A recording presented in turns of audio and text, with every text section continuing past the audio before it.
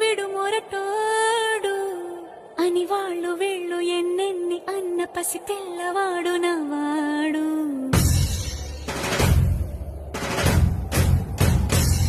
విడుముండోడు అని ఊరు వాడ అనుకున్న గాని మహారాజు నాకు నవాడు.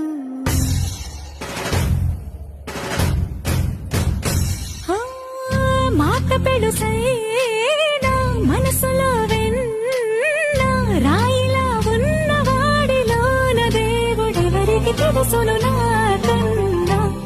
సూసేకి అగ్గిరవ్వ మాదిరే ఉంటాడు.